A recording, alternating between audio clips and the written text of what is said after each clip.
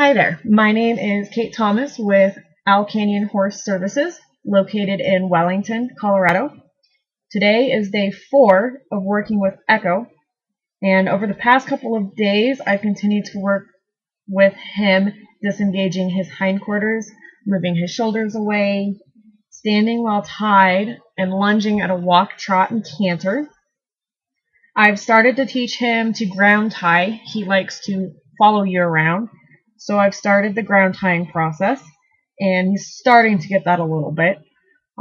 He's also started to do a little bit of side pass, and I use the fence to prevent him from moving forward, and he seems to understand that a little bit as well.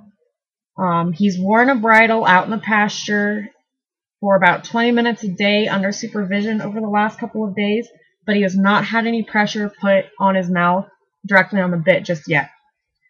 So today I'm going to saddle and bridle him, and he has had a saddle and bridle on before. He's very confident with the saddling process. He's had someone on him, so I'm not going to spend as much time preparing him for the saddle as I would another horse that has fear issues or that is unfamiliar with the whole saddling and bridling process.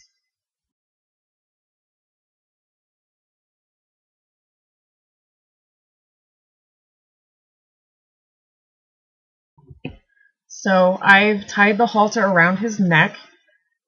In case he decides he wants to leave, he can do so, and I still have control of him. I put my hand behind his ears to lower his head, and he does so. And I'm able to guide the bridle into his mouth gently and quite quickly, actually. This is the first time that he's done so in under a minute.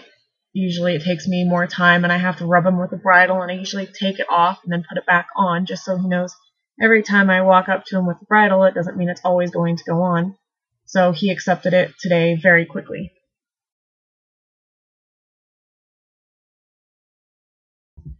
So I have put the halter back on over the bridle, and I'm going to allow him to sniff the saddle pad and the saddle so that he knows that it's okay and it's not going to eat him.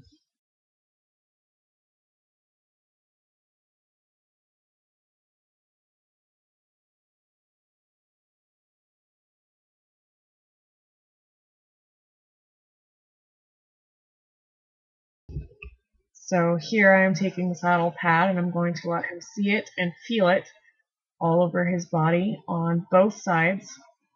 Even though he's just one horse, you need to make sure you work with both sides of the horse.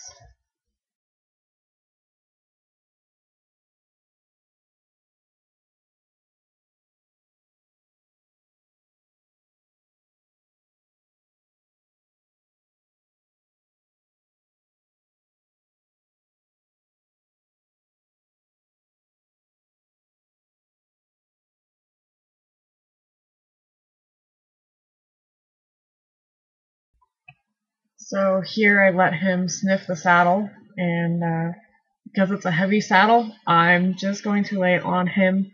Again, I would spend a lot more time on a horse that is unfamiliar with this process than I did with Echo. I wouldn't just throw a heavy saddle on for the first time. I would take a lighter saddle that I can maneuver around a lot easier for a horse that is their first time being saddled. But like I said, Echo's been saddled before. He knows this process. He's confident with it. So I'm not worried about him being at all scared. And as you can see, he's just listening to me. He's standing very still. He's completely confident with this process.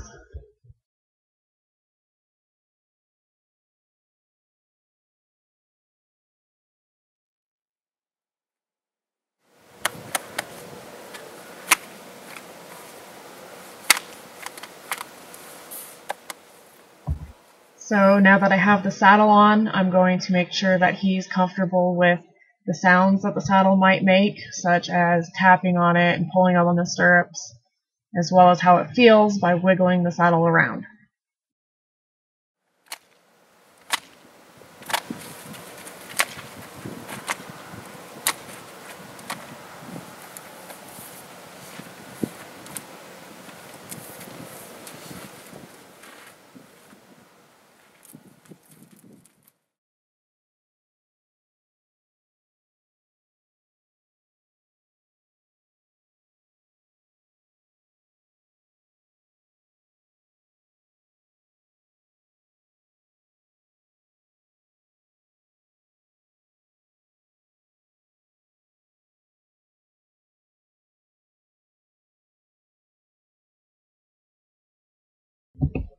I am asking Echo to disengage his hindquarters by using the lightest amount of pressure that I can, and I actually don't end up touching him. He responds off of just my body language.